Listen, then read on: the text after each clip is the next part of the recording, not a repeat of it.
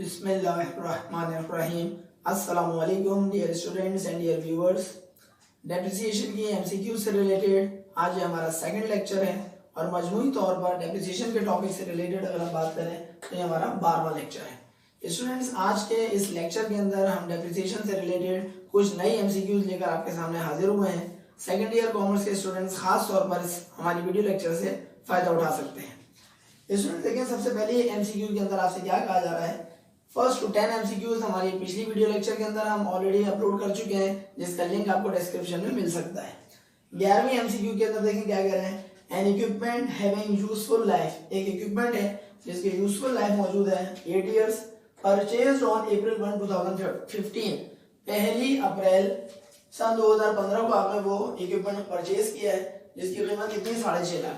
आज की हमारी ज्यादातर एमसीक्यू जो है वो प्रैक्टिकल बेस्ड है, यानी कि आपको उसकी कैलकुलेशन करनी पड़ेगी, लिहाजा सबसे पहले तो आप लोग कैलकुलेटर अपना ऑन कर लीजिए। बताएं, एक इक्विपमेंट है जिसकी टोटल लाइफ कितनी है, 8 साल दे रहे हैं, खरीद के ला रहे हैं 1 अप्रैल 2015 को, कितने का 6.5 लाख रुपए का। सबसे पहले तो आप अपने कैलकुलेटर में 6.5 लाख रुपए लिख लीजिए। उसके बाद कहते हैं and expected to be disposed at the end of the period, period के इख्तिताम पर अंदाजन आप उसको डिस्पोज ऑफ कर सकते हैं, अंदाजन आप उसको बेच सकते हैं, कितने में, 1.5 लाख रुपए में।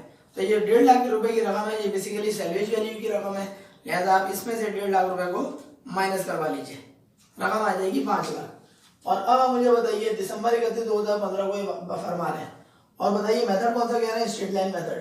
तो करेक्ट आंसर पूछ रहे हैं आपसे, बताइएगा स्ट्रेट लाइन मेथड का सबसे पहले फॉर्मूला क्या होता है, कॉस्ट ऑफ द एसेट जो कि हमारे पास मौजूद है 6.5 लाख रुपए, माइनस सैलवेज वैल्यू जो कि 1.5 लाख। तो 6.5 में से 1.5 लाख को माइनस करवा देंगे तो जवाब आएगा आपके पास 5 लाख, और डिवाइड हम करा देते हैं एस्टिमेटेड यूजफुल लाइफ से।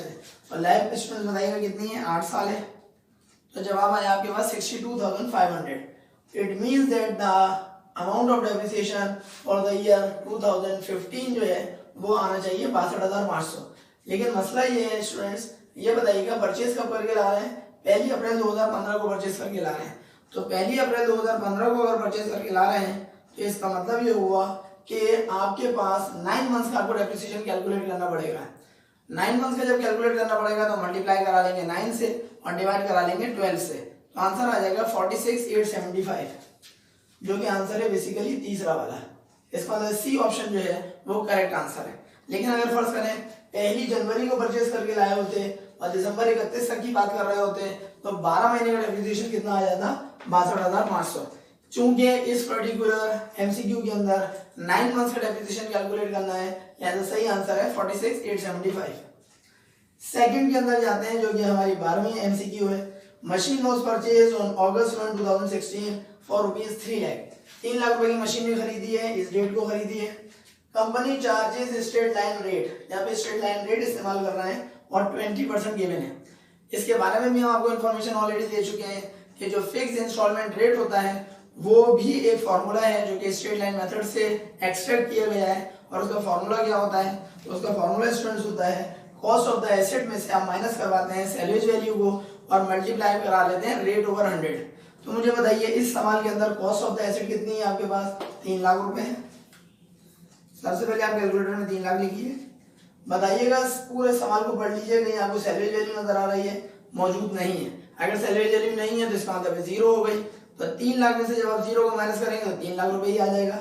और इस पर्टिकुलर मेथड के अंदर जिसको आप फिक्स इंस्टॉलमेंट रेट कहते हैं, फॉर्मूला क्या है, cost of the asset minus salvage value multiply by rate over 100। Rate कितना है, 20%, तो 3 लाख के ऊपर आप 20% अप्लाई करिए, multiply by 20 divide by 100, answer आएगा आपके पास 60,000 रुपीज। स्टूडेंट बताइएगा परचेज कब करके लाए मशीन को, 1 अगस्त 2016, अकाउंटिंग ईयर एंड कब हो रहा है, दिसंबर 31। कितने महीने मशीनरी इस्तेमाल हुई, अगस्त पूरा है, सितंबर है, अक्टूबर है, नवंबर है और दिसंबर है। इसका मतलब 5 महीने मशीनरी इस्तेमाल हो रही है। तो 60,000 को 5 से आप मल्टीप्लाई कराएंगे और 12 से आप डिवाइड करवा देंगे, तो सही आंसर हो जाएगा ए, यानी कि ए की वजह से इसका आंसर हो गया आपके पास 25,000 रुपए। तो 12वें का सही आंसर है ए। 13वें पे जाते हैं, 13th MCQ. If list price of the machine is 1,50,000, machine की लिस्ट प्राइस जो है वो 1.5 लाख रुपए कह रहा है। वेंडर कौन होता है, आपका सप्लायर होता है, उसके बारे में कह रहे हैं वो ऑफर कर रहे हैं ट्रेड डिस्काउंट 5%। ट्रेड डिस्काउंट मैं आपको पहले इन्फॉर्म कर चुका हूँ कि ट्रेड डिस्काउंट ऐसा डिस्काउंट होता है हर एक को मिलने वाला डिस्काउंट है, लिहाजा 1.5 लाख में से पहले तो आप 5% को माइनस करा दीजिए। 1.5 लाख को मल्टीप्लाई कराएंगे 5 से और डिवाइड कराएंगे 100 से। तो जब आप उसको माइनस करवा देंगे, जो अमाउंट आपकी आ रही है 1.5 लाख का 5%, तो 1.5 लाख का जब आप 5% माइनस कराते हैं जो कि 7,500 रुपये आता है, इस 7,500 रुपये को आप 1.5 लाख में से माइनस करवा दीजिए, तो जवाब आपके पास जो आ जाएगा वो आ जाएगा 1,42,500। स्टूडेंट्स बताइएगा कि यहाँ पर कैश डिस्काउंट कितना कह रहे हैं, 2% कह रहे हैं, तो कैश डिस्काउंट जो 2% है वो भी इसमें से माइनस करवा दीजिए, मल्टीप्लाई बाय 2 डिवाइड बाय 100, तो वो आंसर आ जाएगा आपके पास 2850। तो 2850 की अमाउंट जो है वो भी आप माइनस करवा देंगे उस रकम में से जो कि ऑलरेडी आपके पास पहले आ चुकी है। मैं यहाँ पे मेंशन कर देता हूँ 2850, और ऊपर वाली जो अमाउंट आपके पास मौजूद है वो 1.5 लाख का 5% निकाल दिया आपने, तो ये अमाउंट आती है 1,42,500। 1,42,500 में से आपको माइनस करना है 2850 को, तो रकम आ गई 139,650। और इस 139,650 के अंदर स्टूडेंट बताइएगा कि दो खर्चे की रकमें आपको दे रहा है कौन कौन, कैरेज जो कि रकम है 5350, और ट्रांजिट इंश्योरेंस जो कि रास्ते का इंश्योरेंस होता है उसकी रकम है 15,000 रुपए। तो इन दोनों रकमों को भी आप ऐड करवा लेंगे क्योंकि ये दोनों जो है वो कैपिटल एक्सपेंडिचर्स हैं, और कैपिटल एक्सपेंडिचर्स आपको पता है मशीन की कॉस्ट में ऐड हो जाता है, लिहाजा 5350 को प्लस कराइए और साथ साथ 15,000 रुपए को भी प्लस करवा लेंगे, तो ये आ जाएगा पूरा 1,60,000 रुपए। चेक करेंगे 1,60,000 रुपए आपके पास मौजूद है, तो आंसर है हमारे पास 1,60,000 रुपए मौजूद है, जो कि हमारे पास आ जाएगा 13 में सही आंसर है ए। आते हैं 14 की तरफ। 14th MCQ। 14th MCQ के अंदर क्या है कि कॉस्ट ऑफ द कार जो है वो 5 लाख रुपए है, कोई गाड़ी खरीद के ला रहे हैं आप, उसकी कीमत 5 लाख रुपए है, लाइफ उसकी 5 साल है, सैलवेज वैल्यू यानी कि रद्दी की कीमत जो है वो कितनी है 1,75,000 रुपए है, और आपसे फाइंड आउट करने को कह रहा है देन डेप्रिशिएबल कॉस्ट इज। सबसे पहले तो ये बताइए कि डेप्रिशिएबल कॉस्ट से क्या मुराद होता है। डेप्रिशिएबल कॉस्ट का मतलब ये होता है कॉस्ट ऑफ द एसेट में से अगर हम माइनस करवा दें सैलवेज वैल्यू को, रद्दी की कीमत को, तो हमारे पास आ जाता है डेप्रिशिएबल कॉस्ट। याद रखिएगा कॉस्ट ऑफ द एसेट में से सैलवेज वैल्यू माइनस कराएं, स्क्रैप वैल्यू माइनस कराएं, रेसिडुअल वैल्यू माइनस कराएं, सबका एक ही मतलब है। और कॉस्ट में से जब सैलवेज वैल्यू माइनस हो जाती है, रद्दी की कीमत, तो जो आंसर आता है आपके पास उसको हम बोलते हैं आपके पास जैसे कि बोर्ड के ऊपर लगा हुआ है वो आपके पास मेंशन है डेप्रिशिएबल कॉस्ट आ जाती है। कॉस्ट में से हमेशा जब भी आप सैलवेज वैल्यू माइनस करते हैं डेप्रिशिएबल कॉस्ट आपके पास आंसर आता है। बताइएगा कि क्या इस सवाल में जो डेप्रिशिएबल कॉस्ट निकालनी है तो जितनी कॉस्ट है जो कि 5 लाख है इसमें से माइनस करवा देंगे सैलवेज वैल्यू को जो कि कितना 1,75,000। तो 5 लाख में से 1,75 को माइनस कराते हैं तो ये आपके पास आ जाएगा 2,25,000 रुपए, सॉरी 3,25,000 रुपए। हम चेक भी कर लेते हैं, हमारे पास रकम जो आ रही है वो कितनी 5 लाख है और इसमें से माइनस कराना है 1,75,000, बिल्कुल सही 3,25,000 रुपए आ रहा है। बताइएगा 3,25,000 रुपए हमारे पास ऑप्शन में मौजूद है, बिल्कुल मौजूद है, इसका मतलब सी आंसर इसका सही हो जाएगा। अब आप ये कह सकते हैं सर लाइफ भी तो दी हुई थी 5 साल, इसको तो हमने इस्तेमाल ही नहीं किया, तो इसका जवाब ये है कि लाइफ इस्तेमाल करने की इसलिए आपको जरूरत नहीं पड़ रही है क्योंकि सवाल में जो चीज फाइंड आउट करवा रहा है वो डेप्रिशिएबल कॉस्ट मालूम करवा रहा है, मशीन का डेप्रिसिएशन नहीं निकलवा रहा है। अगर डेप्रिसिएशन निकलवाता तो फिर ऐसी सूरत में हम पूरा फॉर्मूला यूज करते cost minus salary value divide by life. तो लाइफ से डिवाइड हमने इसलिए नहीं किया क्योंकि हमें डेप्रिसिएशन फाइंड आउट नहीं करना बल्कि डेप्रिशिएबल कॉस्ट निकालनी है जो कि कॉस्ट माइनस सैलरी वैल्यू करके आ जाती है। 14वीं एमसीक्यू के बाद हम जाते हैं 15th एमसीक्यू के ऊपर। कहते हैं मोटर इज परचेज्ड, इस दफा हमने मोटर खरीदी है और रिलेटेड एक्सपेंडिचर जो मुताल्लिका उसके अखराजात हैं, इनकर्ड जो आपने खर्चा किया है उसके ऊपर कुछ खर्चे किए, then it is not a revenue expenditure. ख्याल रखिएगा कि यहाँ पे वर्ड आया है नॉट, कह रहे हैं कि ये रेवेन्यू एक्सपेंडिचर नहीं है।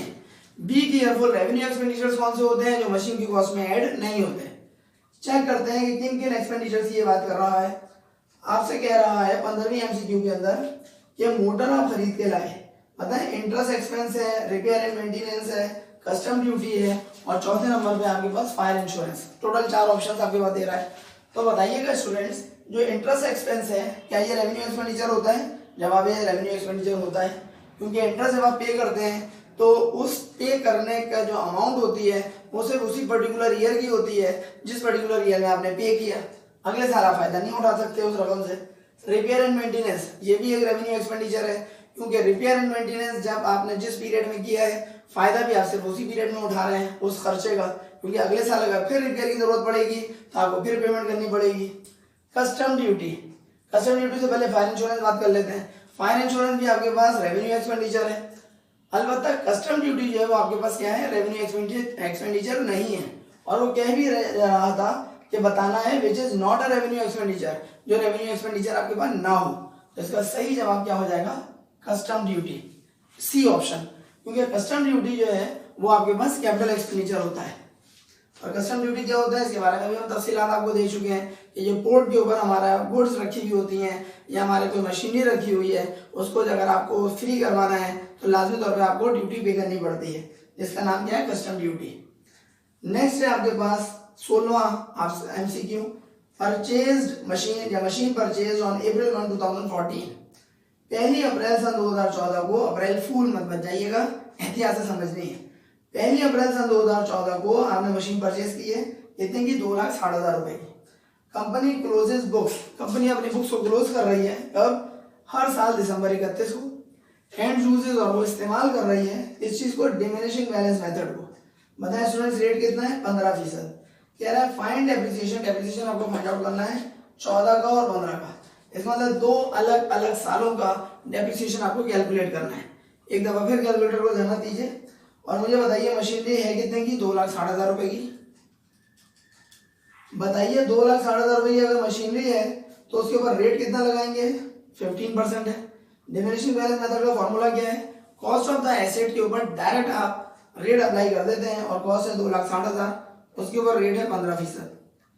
और जब आप 15% उसके ऊपर रेट अप्लाई कर देंगे तो आपके पास जो टोटल अमाउंट आएगी वो आपके पास मल्टीप्लाई करके टोटल रकम आ रही है 39,000। याद रखिएगा वेरी फर्स्ट ईयर का जो डेप्रिसिएशन होता है वो डायरेक्ट आप कॉस्ट के ऊपर अप्लाई कर देते हैं जो कि 39,000 आ रही है। अच्छा मसला क्या है, मसला इसके अंदर ये है कि मशीनरी आपने 1 अप्रैल 2014 को खरीदी है, अकाउंटिंग ईयर एंड कब हो रहा है, दिसंबर 31 को। कितने महीने की कैलकुलेशन करेंगे आप, तो जवाब है 9 मंथ्स की। कैसे, अप्रैल, मई, जून, जुलाई, अगस्त, सितंबर, अक्टूबर, नवंबर, दिसंबर, टोटल 9 मंथ्स इस्तेमाल हुआ है सन 2014 में, लिहाजा 9 मंथ्स की आपको कैलकुलेशन करनी पड़ेगी। तो 39,000 जो अमाउंट आई है उसको 9 से मल्टीप्लाई करें और 12 से डिवाइड करा दीजिए। तो पहला साल जो है जो कि सन 2014 है उसके 9 मंथ्स का डेप्रिसिएशन आ गया 29,250। अब आप अगर गौर करें 29,250 किसी भी ऑप्शन में नहीं है सिवाय ए ऑप्शन के। इससे बात पता चलती है कि ए ऑप्शन सही हो जाएगा।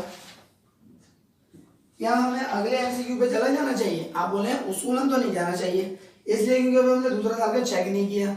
बेहतर है दूसरे साल का भी चेक कर लें ताकि यकीन आ जाए। किस तरह से निकालेंगे, बताएं पहले साल के अंदर मशीनरी की कॉस्ट कितनी है, 2,60,000 रुपए, हर साल यही रहेगी कॉस्ट 2,60,000 रुपए, लेकिन पहले साल का आपके पास डेप्रिसिएशन कितना आया, 29,250। सेकेंड ईयर का डेप्रिसिएशन निकालेंगे इस मेथड से जिसका नाम डिमिनिशिंग बैलेंस मेथड है। तो याद रखिएगा आपको बुक वैल्यू पर निकालना है। तो कॉस्ट ऑफ द एसेट जो है बेसिकली वो कितनी थी, 2,60,000 रुपए। इसमें से पुराने अलाउंसेस फॉर डेप्रिसिएशन आपको माइनस करने पड़ेंगे। पुराने अलाउंसेस कितने हैं, 29,250, जो कि पहले साल का डेप्रिसिएशन है।